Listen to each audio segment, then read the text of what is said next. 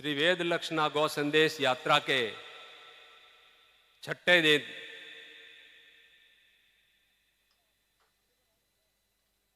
सभा के शुभारंभ से पूर्व जगत जननी गौ माता के चरणों में सर्वप्रथम वंदन करता हूं। मंचासीन विराजमान गौ ऋषि श्रीदेव पथमेड़ा महाराज जी के चरणों में वंदन करता हूं। मंच पर विराजमान समाज के मार्गदर्शक सभी संत वृंदों के चरणों में वंदन करता हूं। बीकानेर क्षेत्र से पधारे हुए प्रतिष्ठित गणमान्य गौभक्त गौ सेवक श्री देवी सिंह जी भाटी, हमारे यूनिवर्सिटी के पूर्व कुलपति गहलोत साहब, ताराचंद जी सारस्वत, अन्य सभी वरिष्ठ गौभक्त, जिले की विभिन्न गौशालाओं से पधारे हुए सभी गौशाला संचालक, गौभक्त, गौसेवक, समाज के प्रबुद्धजन, मातृशक्ति माताएं, बहनें, प्रिंट और इलेक्ट्रॉनिक मीडिया के पत्रकार बंधु, आप सभी का इस पवित्र पंडाल में स्वागत है। सादर जय गौ माता, जय गोपाल।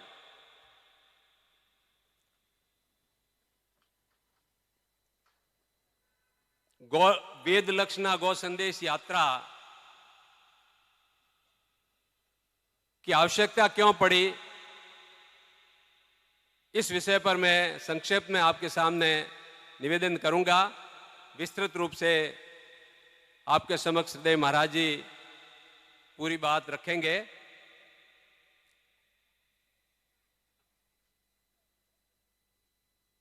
अभी एक प्रश्न आया था, वेद लक्षणा गाय क्या होती है। मेरे से पूर्व में पृथ्वी सिंह जी ने यह बात रखी थी। वेदों में जिस गौमाता का वर्णन किया हुआ है वो वेद लक्षणा है। अब चूंकि हमने वेद पढ़ने बंद कर दिए, केवल वेद का नाम हमें याद है, कोई भी गृहस्थी अपवाद स्वरूप नहीं कह सकता हम पढ़ते ही नहीं हैं। हमने पढ़ने का प्रयास भी नहीं किया। बहाने हमारे पास में बहुत है, समय नहीं मिलता है, काम बहुत है, आवश्यकता क्या है, यथा कई उत्तर हैं। यदि हम वेद पढ़ते तो ये प्रश्न करने की आवश्यकता नहीं थी। संक्षेप में किसी भी गौमाता का बाइफरकेशन करना है। जिस गौमाता के पीठ पर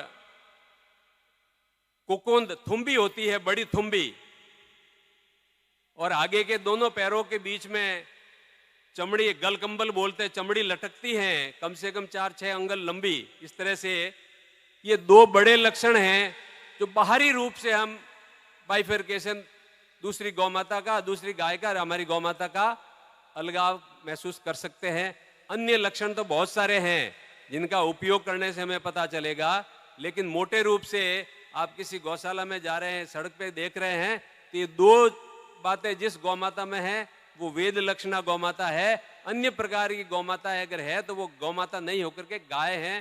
गाय के नाम से अन्य तथाकथित कुछ भी है हो सकता है, जो संकर रूप से तैयार किया हुआ, हाइब्रिड से तैयार हुआ एक जीव है जो दूध भी दे रहा है और हम उपयोग कर रहे हैं। इसके गुण अवगुण पे जाने पर बहुत लंबी चौड़ी बात है, और आप सभी जानते भी हैं वैज्ञानिकों ने बहुत अच्छी तरह से इसका परीक्षण किया है। न केवल देश में बल्कि विदेशों में भी परीक्षण हो गया है। खूब सारे जर्नल प्रकाशित हो चुके हैं, न्यूज़पेपर में आ चुका है, इलेक्ट्रॉनिक मीडिया में खूब बड़े बड़े कई पत्रकारों की वार्ताएं आ चुकी है। A1 और A2 दूध, A1 दूध क्या होता है, शरीर के लिए क्या नुकसानकारी है, A2 दूध कितना लाभदायक है, हमारे समझ में नहीं आवे, उसके लिए तो हम आपके बीच में आए हैं। ये बात याद दिलाने के लिए आए हैं। जैसे जैसे जिस तरह से गीता का यदा यदा धर्मस्य ग्लानिर्भवति, भगवान अवतार लेते हैं, वैसे वैसे समाज में अगर कोई बात बढ़ रही है जो नहीं बढ़नी चाहिए, जो नहीं होनी चाहिए, उसी के लिए तो संत महात्मा हमारे बीच में आते हैं, हमारे को बात याद दिलाते हैं। हम कितना ग्रहण करते हैं ये हमारे ऊपर निर्भर करता है। अच्छी बात मुश्किल से ग्रहण होती है, बुरी बात जल्दी ग्रहण हो जाती है। अच्छी बात ग्रहण कराने के लिए कई बार आना पड़ेगा, कई बार रिपीटेशन करना पड़ेगा, तब जाके हम इसको ग्रहण कर पाएंगे। और उसी में हमारा पहला चरण है। हम आपके बीच में आए हैं, ये बात कहने के लिए आए हैं कि वेद लक्षणा गौमाता का पालन पोषण कीजिए। गौशाला में भी ये रख रहे हैं, गौशालाओं में जो गौमाताएं हैं उन संचालकों से मेरा अनुरोध है, वैसे जीव मात्र की सेवा होनी चाहिए, लेकिन गौशाला में आप डिवाइड करिए आपके गोष्ठों को।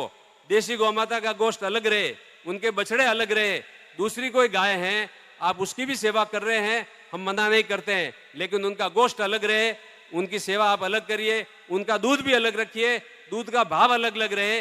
देसी गौमाता का, वेद लक्षणा गौमाता का दूध ये है, इस भाव का है, तभी हमारे समझ में आएगा कि ये दूध महत्वपूर्ण क्यों है। और ये बात हम आपसे कहने के लिए आए हैं कि देसी गौमाता का संरक्षण संपोषण कितना आवश्यक है।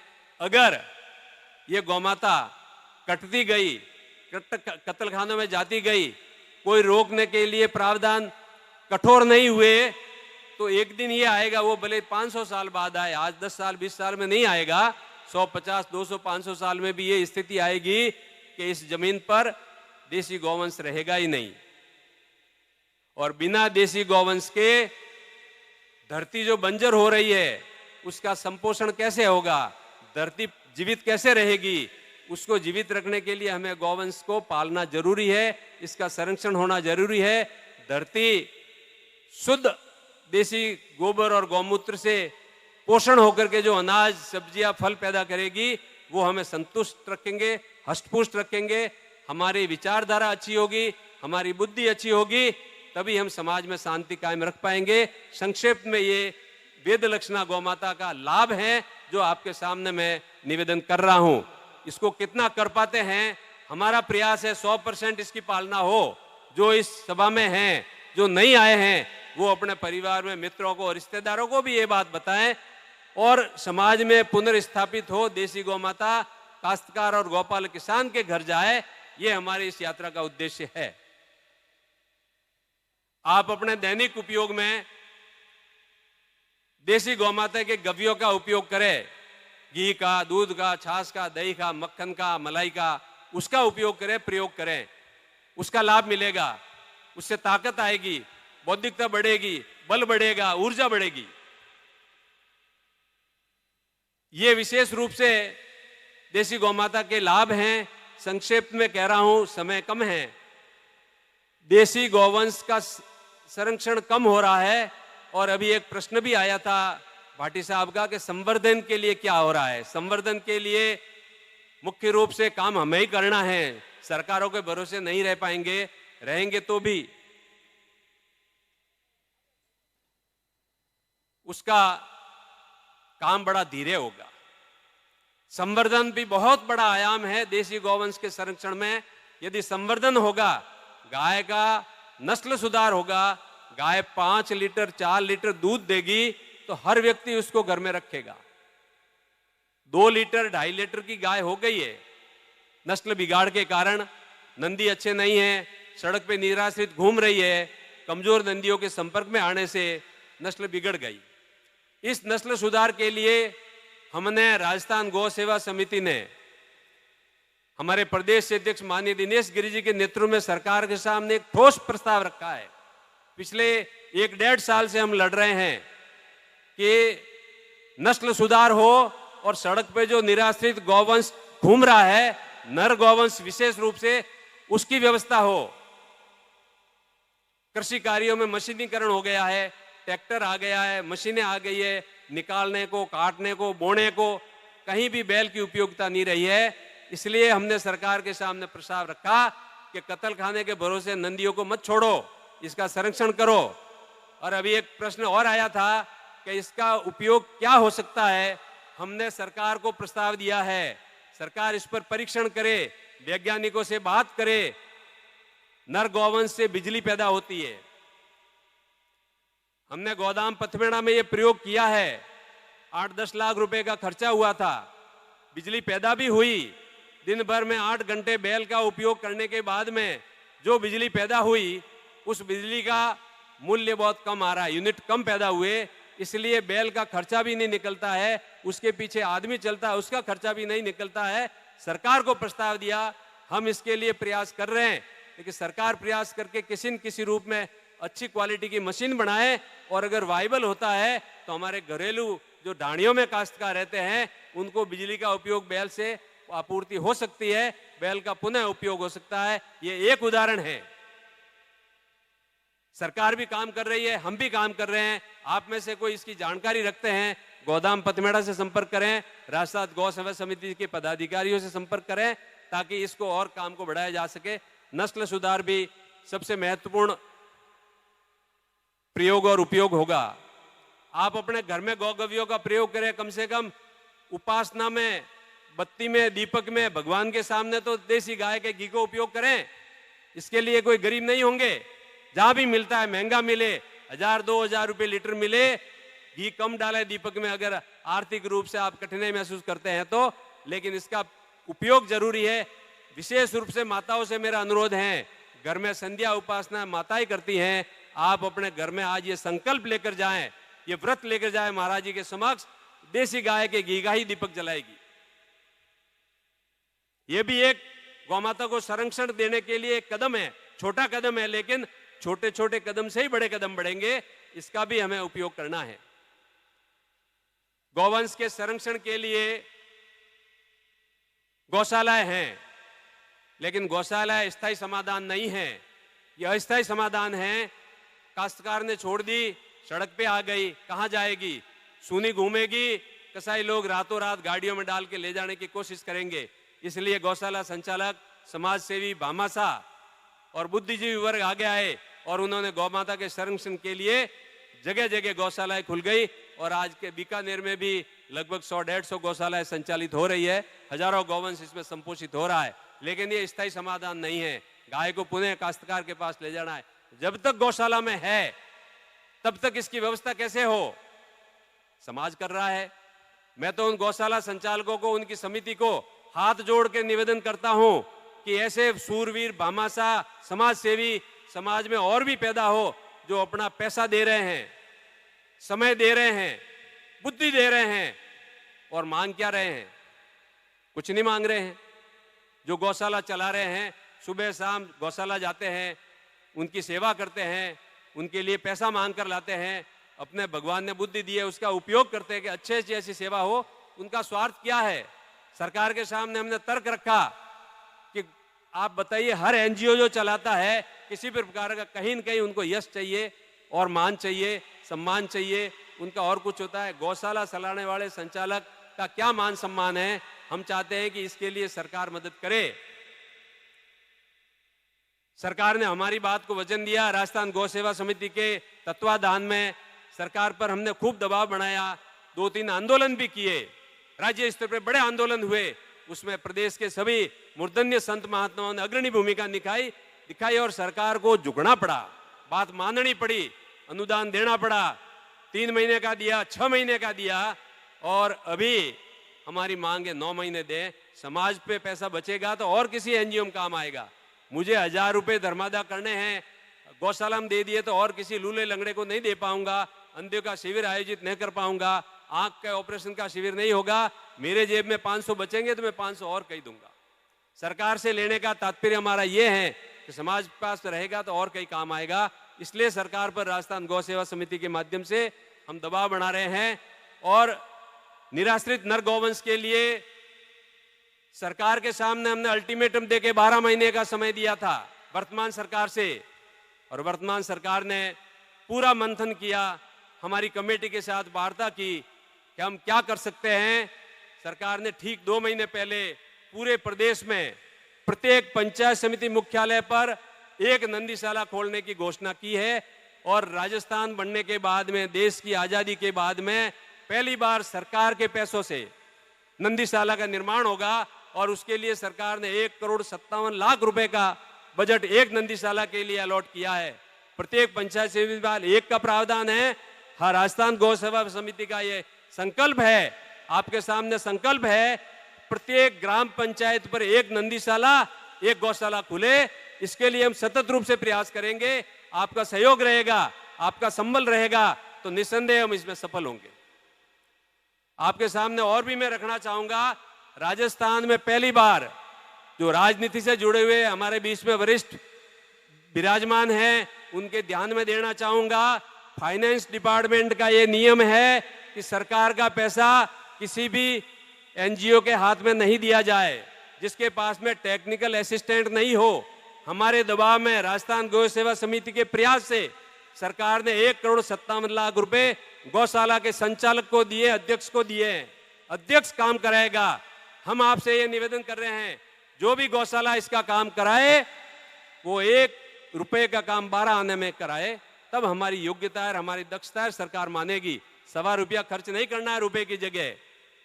सरकार ने हम पर भरोसा किया है, हम पर विश्वास किया है, सभी नियमों को ताक पे रख के ये आवंटन किया है, तो हमारा ये दायित्व बनता है कि हम ज्यादा से ज्यादा इसका सदुपयोग करें, नंदियों को रखें। नंदियों के लिए 9 महीने का अनुदान, जिस दिन से आपके नंदीशाला में 100 नंदी हो जाएंगे शुरू हो जाएगा। आप बढ़ाते जाइए, अनुदान बढ़ता जाएगा। 9 महीने, 3 महीने समाज को आगे आना होगा। ये सबसे बड़ा समाधान है। जो निराश्रित नर गौवंश सड़क पे है उसके संरक्षण का सबसे बड़ा ये सरकार ने प्रयास किया है। अब हमारा प्रयास है कि इसको वायबल बनाएं और ज्यादा से ज्यादा गौशाला नंदीशाला खोलने का प्रयास करें, तभी हम इसमें सार्थक होंगे। समय कम है। राजस्थान गौ सेवा समिति आपके लिए प्रयासरत है। बीकानेर जिले की समस्त गौशालाओं को मैं यह विश्वास दिलाना चाहता हूं, भरोसा दिलाना चाहता हूं, गौशाला के पंजीयन से लेके अनुदान देने तक अगर कोई व्यवहारिक कठिनाई है, आप जिले की जो राजस्थान गौ सेवा समिति की शाखा का पुनर्गठन आज होगा उससे बात करें, वो प्रदेश से बात करेंगे। कानूनी काम के लिए 24 ही घंटे आपके लिए राजस्थान गौ सेवा समिति हाजिर है। किसी भी कानूनी समस्या के लिए प्रश्न केवल इतना ही है कि हम गलत नहीं होने चाहिए, हमारा काम गैर कानूनी नहीं हो। कानूनी काम आपका किसी भी स्तर पर नहीं रुकेगा, चाहे मुझे कितना ही लड़ना पड़े हमको, हम आपके लिए लड़ेंगे। ये आपको इस तरह से विश्वास दिलाते हैं। मेरी बात को समाप्त करने से पहले एक जानकारी आपके समक्ष रखना चाहूंगा। अभी मैंने पंचगव्य की, देसी गव्यों के उत्पादन की बात आपके सामने रखी। श्री गोधाम पथमेड़ा द्वारा वैदिक गौ फाउंडेशन के माध्यम से एक फार्मेसी शुरू की गई है, जिसमें प्रत्येक गौमाता के पंचगव्य के निर्मित सभी चीजें हैं। यहाँ एक स्टॉल लगी हुई है, आप देखें, समझें, आवश्यकता हो तो खरीदें, नहीं तो इस बात को समझें कि पंचगव्य निर्मित दवाइयाँ, पंचगव्य निर्मित घृत, पंचगव्य से निर्मित मिठाई, ये सब चीजें आप उपयोग में लें, प्रयोग में लें, आपके खूब स्वास्थ्य में वृद्धि होगी, अच्छा लगेगा। इसी के साथ मैं मेरी वाणी को विराम देता हूं, संतों के चरणों में अर्पित करता हूं और सभी को सादर जय गौ माता, जय गोपाल।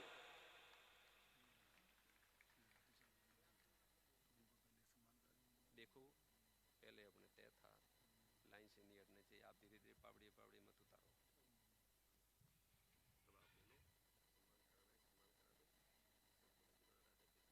आजीवन न्यासियों का पहले करा।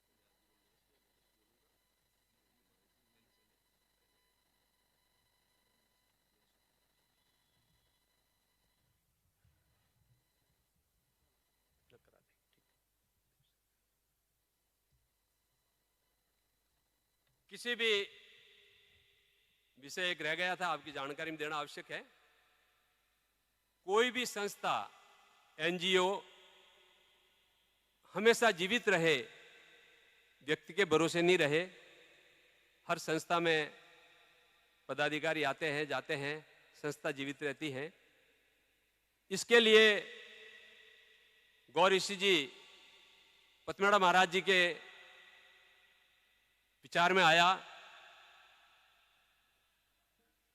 कि गौ सेवा का काम पीढ़ियों तक चलता रहे। जब तक वास्तव में गौमाता वापस समाज में पुनर्स्थापित नहीं हो, तब तक ये काम सतत रूप से चलता रहे। इसके लिए श्री गोधाम पथमेड़ा लोक पुण्यार्थ न्यास ये पब्लिक ट्रस्ट बनाया है। पब्लिक ट्रस्ट का registration trust act of India के तहत हो चुका है और पूरे देश के जितने भी मूर्धन्य संत महात्मा हैं, वो इसके संरक्षक हैं।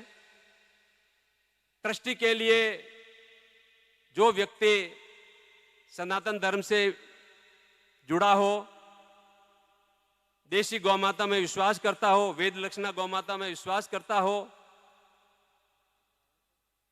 बौद्धिक रूप से शुद्ध विचार रखता हो, ऐसा व्यक्ति इस ट्रस्ट का आजीवन सदस्य बन सकता है। सदस्य बनने के लिए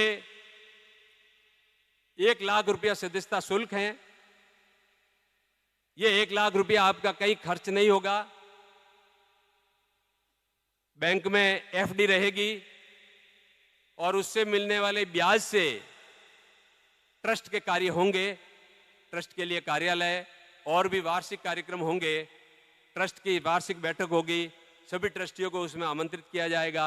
अभी हमने जो ट्रस्टी अब तक लगभग 2500 के बन चुके हैं, उनका एक 3 दिन का वर्कशॉप पथमेड़ा में आयोजित किया था और उनमें गौ सेवा का भाव बढ़े, गाय से जुड़े, समाज में अपनी बात रखें, समाज में अग्रणी भूमिका निभाए, इसके लिए उन ट्रस्टियों का एक 3 दिन का कार्यशाला रखी थी। आगे भी प्रत्येक वर्ष होगी।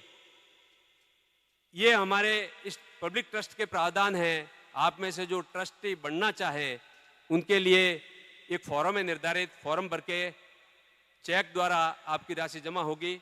इसी कड़ी में आज बीकानेर में इस कार्यक्रम से प्रभावित होकर कार्यकर्ताओं के सहयोग से, कार्यकर्ताओं के सुझाव से कुछ ट्रस्टियों ने अपनी सहमति प्रदान की है, उन्होंने फॉर्म भर दिया है।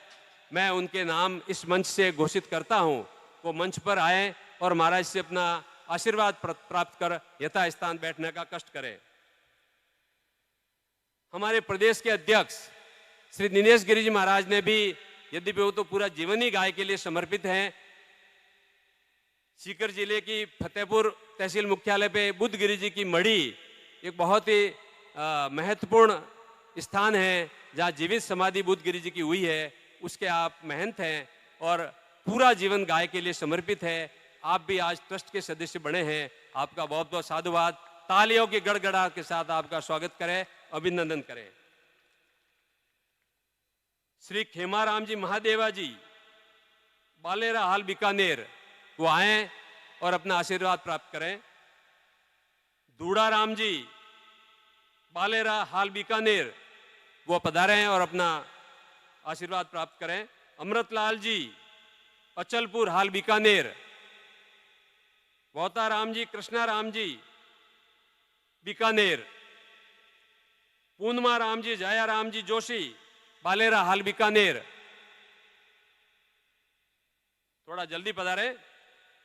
अशोक जी, दयाराम जी जोशी, हाल बीकानेर। वीरेंद्र जी, ओखा जी दव्वे, मेड़ा जागीर, हाल बीकानेर। दुर्गा राम जी, पीरा राम जी मोदी, हाल बीकानेर। प्रभु जी, पीरा जी मोदी, हाल बीकानेर। विनेश जी, मणिलाल जी जोशी, हाल खाजूवाला। जबरा राम जी, भीखाराम जी पालीवाल, हाल बीकानेर। अमृतलाल जी, भाणाराम जी जोशी, हाल बीकानेर। पृथ्वीराज जी पुत्र कानाराम जी सेवड़, राजपुरोहित, निवासी तोलियासर। बुधाराम जी, हुक्म सिंह जी सेवड़, राजपुरोहित, निवासी तोलियासर। गजेंद्र सिंह जी, राजगुरु, निवासी बीकानेर। ये 15 ट्रस्टी आज बने हैं। इन सभी का तालियां बजाकर जोरदार स्वागत करें, अभिनंदन करें। जो भी सज्जन ट्रस्टी बनना चाहें,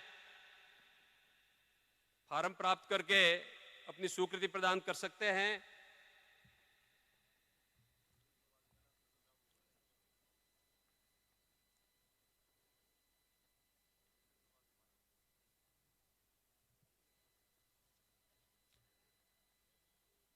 एक महत्वपूर्ण विषय है, विशेष रूप से हमारी गौशाला के जो संचालक हैं उनके लिए बहुत काम का है।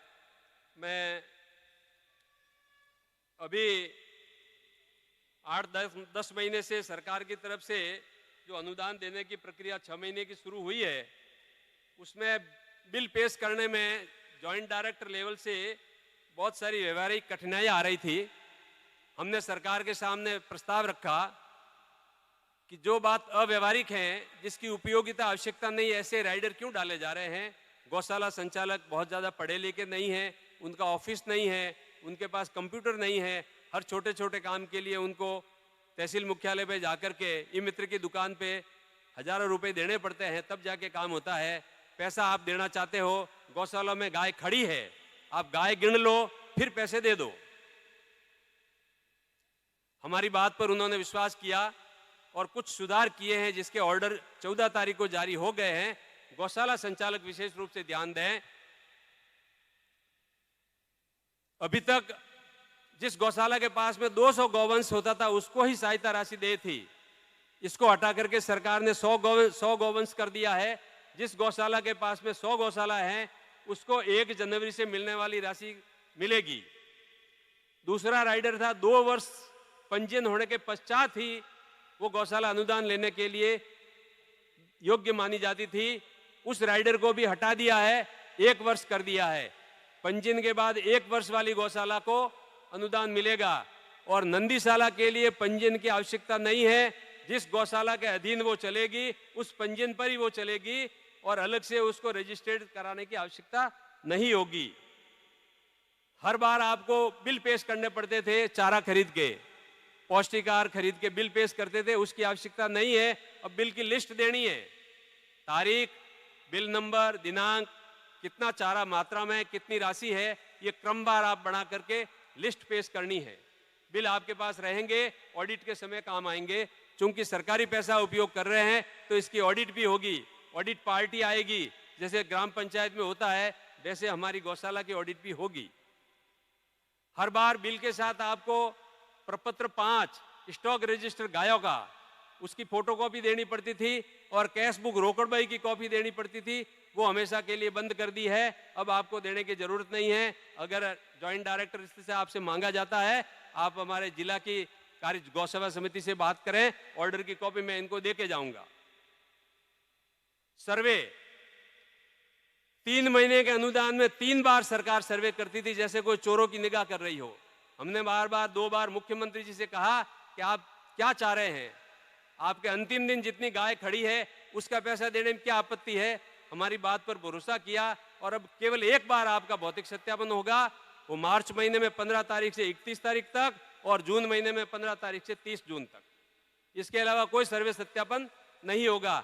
आकस्मिक निरीक्षण तहसीलदार आके करते थे, वो भौतिक सत्यापन में आएंगे तहसीलदार और ज्वाइंट डायरेक्टर के स्टाफ, डॉक्टर वगैरह कोई भी आएगा वो करे। कांटा पर्ची, सबसे बड़ी समस्या थी कांटा पर्ची, वो बंद कर दी है, अब आपको रखने की आवश्यकता नहीं है। ये मूल बातें हैं जो संशोधित की गई है। बिल आपको रखने हैं, कैश बुक मेंटेन करनी है, ये ऑडिट आएगी जब आवश्यकता पड़ेगी, कंप्यूटर में भी मेंटेन रखनी है और हार्ड कॉपी भी रखनी है। एक समस्या कल परसों हमारे आते आते चूरू जिले की आई थी, आपके भी हो सकती है। इस बार बिल ऑनलाइन देने हैं, आपको ज्वाइंट डायरेक्टर के ऑफिस में जाने की जरूरत नहीं है, ऑनलाइन देने हैं। ऑनलाइन बिल पेश करते समय ई मित्र की दुकान से कुछ गौशालाओं द्वारा सूचना दायर करने में कुछ त्रुटि हो गई, बिल एक्सेप्ट नहीं हुआ, वापस आ गया डिफॉल्टर में, फिर प्रयास किया, नहीं हुआ। ज्वाइंट डायरेक्टर साहब के पास में गए, उन्होंने कहा कि नहीं हम तो नहीं लेंगे। मैंने जयपुर डायरेक्टर साहब से बात की और उन्होंने कहा कि सभी जिले के ज्वाइंट डायरेक्टर साहब को निर्देश देंगे कि अगर किसी गौशाला का इस तरह से बिल रिजेक्ट हो गया है तो वो हार्ड कॉपी ले लें। आप में से किसी के साथ अगर समस्या आती है तो इसकी हार्ड कॉपी तैयार करके ज्वाइंट डायरेक्टर साहब के ऑफिस में दे दें। यदि नहीं लेते हैं तो आप जिला गौपालन समिति के अधिकारियों से बात करें, आपके लिए मदद करेंगे और इनकी मदद के लिए राजस्थान गौ सेवा समिति हमेशा तत्पर है।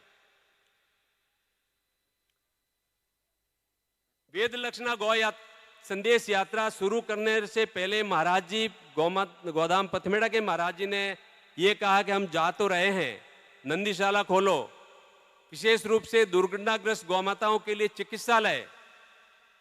बहुत बड़ी गौशाला में तो चिकित्सालय है कहीं कहीं, लेकिन हर गौशाला के पास चिकित्सालय नहीं है। महाराज जी का ये भाव और सुझाव है कि प्रत्येक तहसील ऑब्लिक पंचायत समिति में एक चिकित्सालय ऐसा हो जो गौशाला के लिए राउंड दी क्लॉक खुला रहे। सड़क पे जो गौमाता दुर्घटनाग्रस्त होती है उन गौमाताओं का इलाज हो सके।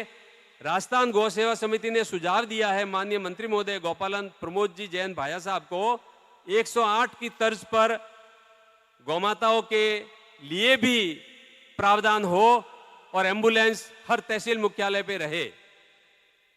ये हमारा अगला प्रयास है और आप सबका सहयोग स्नेह रहेगा तो कुछ ही समय में सरकार से हम ये आदेश जारी कराएंगे कि प्रत्येक तहसील और पंचायत समिति मुख्यालय पर इसी तर्ज पर एक एम्बुलेंस रहे जो दुर्घटनाग्रस्त गौमाताओं को यथाशक्ति यथासंभव जल्दी से जल्दी चिकित्सालय पहुंचाने की व्यवस्था करें। इसी कड़ी में हमारी इस यात्रा में हमारा उद्देश्य है कि जो गौशाला चिकित्सालय खोलना चाहते हैं, अपने यहाँ जगह है और चिकित्सालय खोलने का शिलान्यास यात्रा के दौरान करते हैं, यात्रा के बाद करते हैं, तो श्री गोधाम पथमेड़ा की तरफ से लोक पुण्यार्थ न्यास ट्रस्ट की तरफ से 1 लाख रुपया चिकित्सालय निर्माण के लिए दिया जाएगा।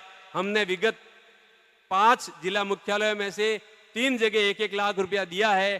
कल गंगानगर में भी हमने 1 लाख रुपया दिया है, सीकर में भी दिया है, झुंझुनू में भी दिया है और आज अभी हमारे पास में टोंक जिले की दूनी तहसील से किसी गौभक्त का फोन आया कि हम हॉस्पिटल निर्माण के लिए आज ही शिलान्यास कर रहे हैं, आपकी आगामी यात्रा में हम चिकित्सालय दिखा देंगे।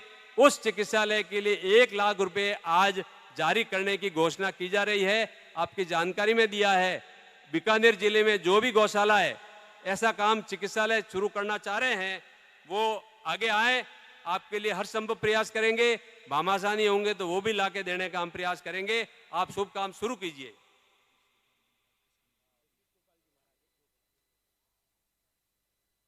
हमारे बीच में जो महात्मा विराजे हैं, हमारा प्रथम कर्तव्य था कि हम उनका विस्तृत परिचय आपके सामने रखते। काम करने वाले से ही त्रुटि होती है।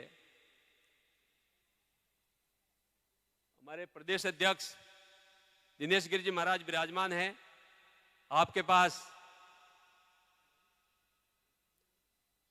भागवत कथाकार मधुर संगीत से हमको मनमोहित करने वाले जन जन के लोकप्रिय राधा कृष्ण जी महाराज विराजमान हैं।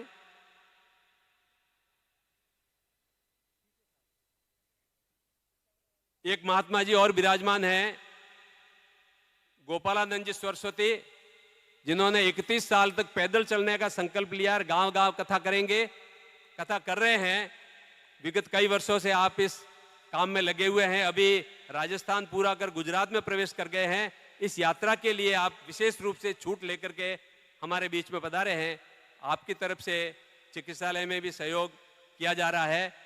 रविंद्रानंद जी महाराज सरस्वती थानापति जी भी हमारे बीच में हैं। गोविंद वल्लभ जी महाराज हमारे बीच में हैं। सभी संतों का सानिध्य, स्थानीय संत, शिवबाड़ी के संत, कोलायत वाले संत, भाननाथ जी महाराज